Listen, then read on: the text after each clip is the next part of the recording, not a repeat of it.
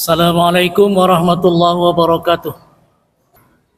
Alhamdulillah wa syukrulillah ala ni'matillah wa la hawla wa la quwwata illa billah.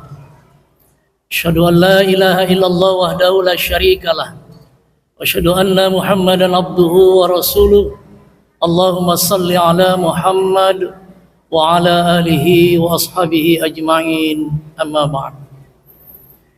Ma'asyiral muslimin rahimakumullah, ittaqullaha haqqa tuqatih wa la tamutunna illa wa antum muslimun.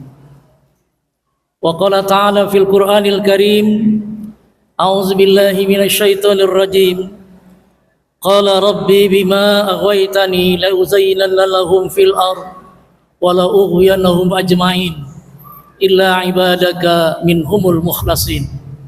Sadaqallahul azim wa sadaqa rasuluhun nabiyul karim wa nahnu ala zalika minasyahidin wa syakirin walhamdulillahi rabbil alamin. Bapak-bapak, saudara-saudara, para hadirin jamaah salat Jumat yang dirahmati oleh Allah, marilah kita memperbanyak rasa syukur kepada Allah Subhanahu wa taala dengan cara meningkatkan kualitas iman dan amal solih kita kepadanya. Mudah-mudahan kita akan mendapat gelar yang paling mulia di sisinya, itulah takwa namanya. Kata Allah, takwa itu balasannya akan dimudahkan segala urusan dunianya dan akan beri rezeki kepadanya tanpa ia sangka-sangka. Hal ini bisa kita baca dalam Al-Quran, tepatnya surat At-Talaq ayat 2 dan 3. Wa may yattaqillaha yaj'al lahu makhraja wa yarzuqhu min haitsu la yahtasib. Siapa yang bertakwa kepadaku, kata Allah, niscaya akan dimudahkan urusan dunianya dan akan diberi rezeki kepadanya tanpa ia duga-duga. Lebih dari itu, Allah berjanji kepada orang takwa di akhirat kelak nanti akan ditempatkannya ke dalam surga yang penuh nikmat. Innal muttaqina fi jannatin na'im. Sungguhnya orang bertakwa itu di akhirat kelak akan ditempatkan oleh Allah ke dalam surga Jannatun Naim, surga yang penuh nikmat. Mudah-mudahan kita semua yang hadir beserta keluarga besar kita akan dapat menikmati janji Allah ini, amin ya rabbal alamin. Selanjutnya salawat dan salam kita sampaikan pula kepada junjungan kita baginda Rasulullah sallallahu alaihi wasallam. Allahumma salli wa sallim wa barik alaihi. Semoga di akhirat kelak nanti kita akan dapat bertemu dengan beliau, saling bertegur sapa, bertebar salam, bahkan yang paling penting masuk ke dalam surga bersamanya, amin ya rabbal alamin. Jamaah yang dirahmati oleh Allah, pada kesempatan khutbah kali ini khatib ingin menyampaikan sebuah khutbah Jumat dengan judul Orang yang Terpilih. Tentu kita bertanya, siapa sih orang yang terpilih itu? Apakah seorang bangsawan, seorang negarawan, guru besar, teknokrat, diplomat, atau ekonom, atau orang yang keningnya hitam?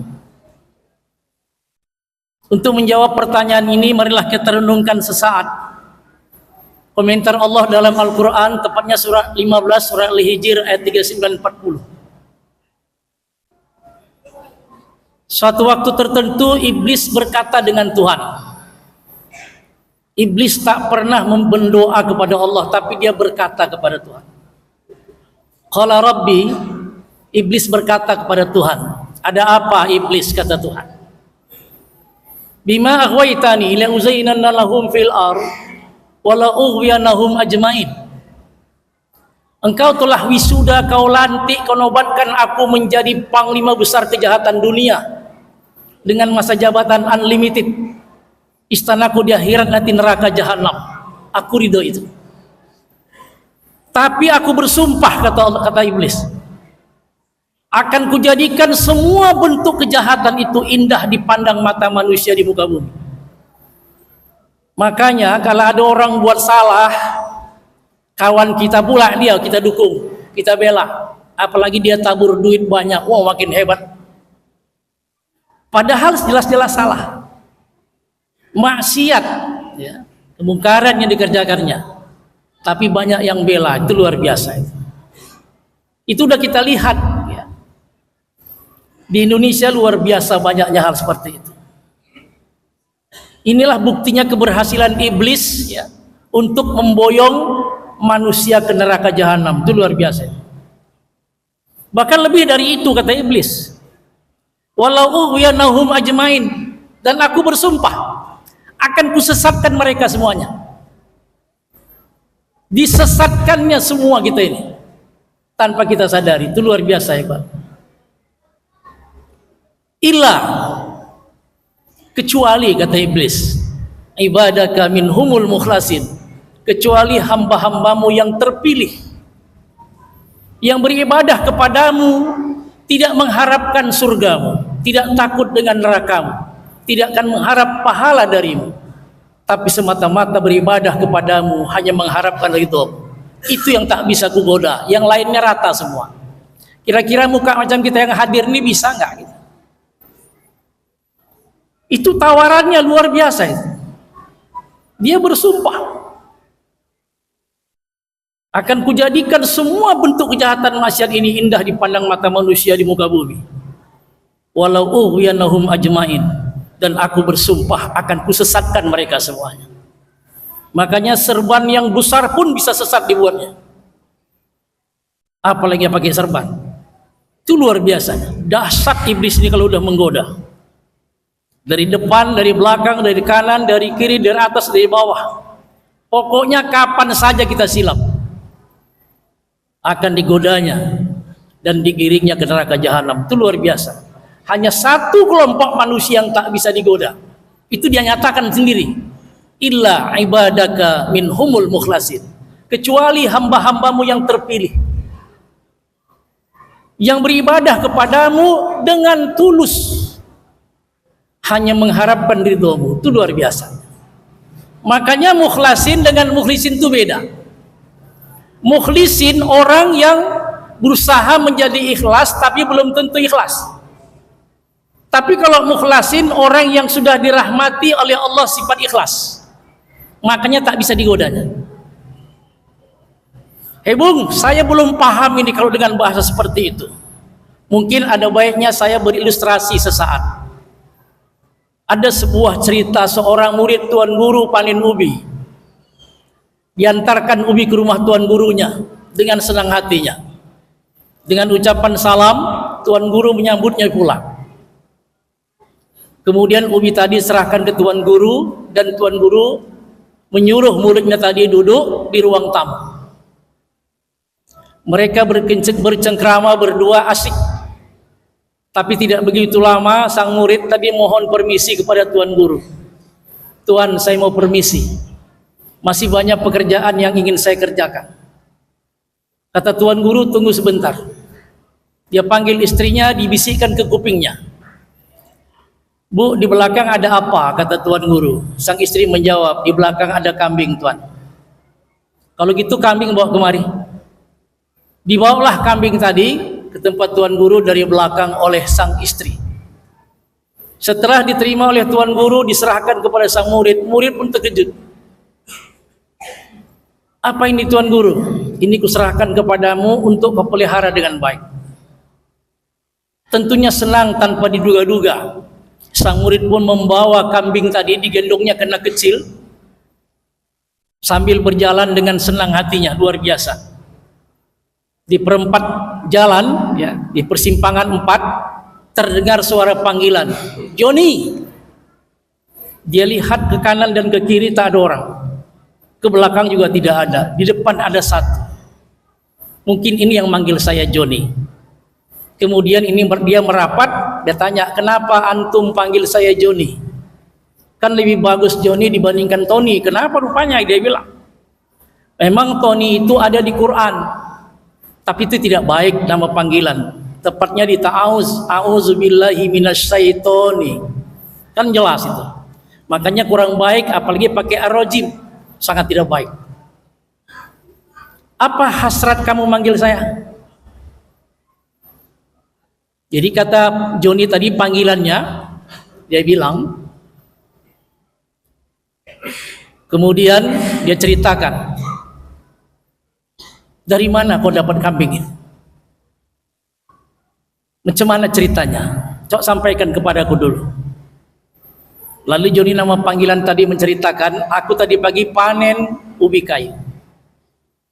Lalu rasa senang hatiku, besar hatiku, kuserahkanlah ubi ini, kuantarkan ke rumah Tuan Guru. Aku pun belum menikmatinya. Sampai di rumah Tuan Guru kami bercengkrama sesaat, kemudian saya permisi mau pulang. Dia bilang tunggu dulu. Dia panggil sang istri, dibisikkan ke kupingnya. Ternyata ibu itu, istri Tuan Guru tadi, bawa seekor kambing. Diserahkan semua Tuan Guru dan Tuan Guru menyerahkan sama saya. Itulah ceritanya. Oh, kata teman si Joni nama panggilan tadi. Tapi dalam hatinya sudah terpikir, aku besok panen durian. Kalau pagi-pagi ku kumpulkan, ku antarkan ke rumah Tuan Guru. Mungkin yang ku dapat bukan lagi anak kambing, kalau enggak bandotnya anak lembu. Akhir ternyata besok pagi dia kumpulkan buah durian banyak berjatuhan, dimasukkan ke guni plastik, diantarkan ke rumah Tuan Guru. Dengan ucapan salam, Tuan Guru juga menyambut salamnya. Lalu Tuan Guru bertanya, silakan, apa itu yang kau bawa? Pasti Tuan Guru sudah tahu dari wanginya, durian, ya betul, silakan masuk. Tapi yang anehnya ini, murid yang satu ini tidak duduk di ruang tamu, dia di depan pintu. Sebentar-sebentar dia lihat ke depan, ke pasar, bentar lihat ke pasar. Akhirnya Tuan Guru bertanya, saya heran lihat kamu, kenapa duduknya di depan pintu dan hampir setiap saat kamu lihat ke pasar keluar. Apa kamu mau pulang? Kata Tuan Guru. Betul Tuan, cepat kali dia sambut. Kalau gitu tunggu sebentar. Dia panggil istrinya, dibisikkan ke kupingnya, ibu di belakang ada apa? Sang istri menjawab, di belakang ada ubi Tuan. Ubi saja bawa kemari.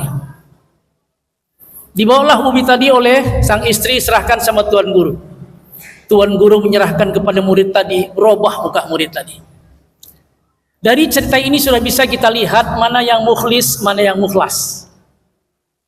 Mukhlis masih mengharapkan sesuatu dari perbuatannya, tapi mukhlas betul-betul diserahkannya hanya kepada Allah. Makanya orang-orang mukhlas ini nanti di akhirat akan dipanggil oleh Allah dengan kalimat yang mulia. Siapa tidak kepingin sih di antara kita yang dipanggil oleh Allah di akhirat nanti dengan kalimat mulia? Saya pikir semua kita mau. Apa itu panggilan Allah? Tepatnya di Quran surat Al-Fajr ayat 38. Ya ayyatuhan nafsul mutmainnah, irji'i ila rabbiki radiyatan mardiyah, fadkhuli fi ibadi wadkhuli jannati. Ya ayyatuhan nafsul mutmainnah, hai nafsu yang mulia, jiwa yang tenang, jiwa yang agung, jiwa yang penuh rahmat. Irji ila rabbik, kembali kamu kepada Tuhanmu. Radiyatan mardiyah, dengan ridho lagi kuridhoi. Fadkhuli fi ibadi, maka masuklah kamu bersama hamba-hambaku yang rajin dan taat beribadah kepadaku. Wadkhuli jannati, dan masuklah kamu ke dalam surgaku.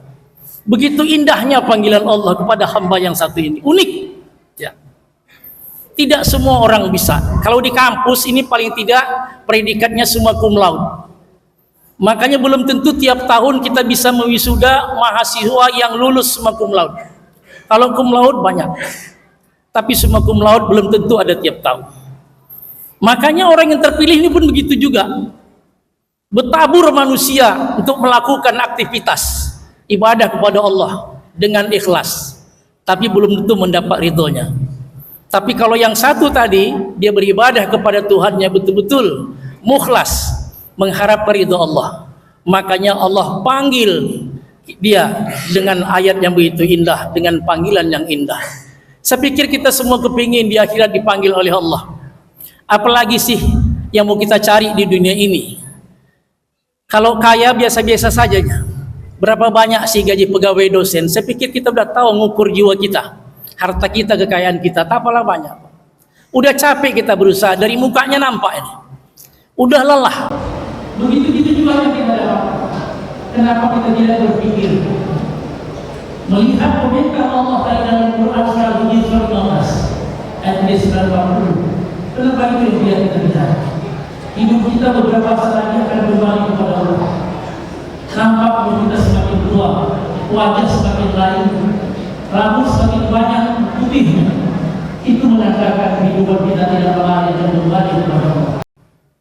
Mudah-mudahan sisa hidup kita yang akhir-akhir ini bisa kita manfaatkan menjadi manusia yang terpilih, agar di akhirat kita tersenyum ketika dipanggil Allah dengan kalimat yang mulia, ya ayyatuhan nafsul mutmainnah irji ila rabbik radiyatan mardiyah fadkhuli fi ibadi wadkhuli jannati.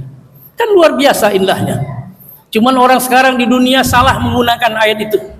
Ketika mengantar mayat, sebagian orang ada mengucapkan ayat itu pada langkah yang ketiga. Dia bacakan ayat ya ayat Tuhan nafsul mutmainnah dan seterusnya, nanti Al-Fatihah untuk melangkah ketiga kali. Ada sebagian manusia seperti itu. Ini salah menggunakannya. Ayat ini bukan untuk orang mati. Ayat itu orang hidup, supaya orang hidup berpikir ke depan bagaimana caranya saya akan dipanggil oleh Allah di akhirat dengan kalimat yang mulia itu. Kan luar biasa itu. Itulah kita gunakan otak, hati dan pikiran kita agar bisa mencerna. Ayat itu untuk orang hidup, bukan untuk orang mati. Maka marilah kita berpikir, merenung, bertafakur untuk memperhatikan diri kita. Apakah kita sudah masuk orang yang mukhlis atau yang mukhlas? Kalau masih mukhlis, ayo tingkatkan agar menjadi mukhlas. Mudah-mudahan nanti kita kembali kepada Allah, bertemu dengan Allah. Allah panggil kita di suatu hari, yauma la yanfa'un wala banun illa man atallah biqalbin salim, dengan kalimat yang begitu indah. Sepikir ini khutbah yang dapat kami sampaikan. Mudah-mudahan bermanfaat bagi kita bersama. Atas perhatiannya Ibu, terima kasih. Barakallahu li wa lakum fil Qur'anil Karim wa nafa'ani wa iyyakum bima fihi minal ayati wa zikril hakim wa taqabbala minni wa minkum tilawatahu innahu was-samiul alim fastaghfiruhu innahu wal ghafurur rahim.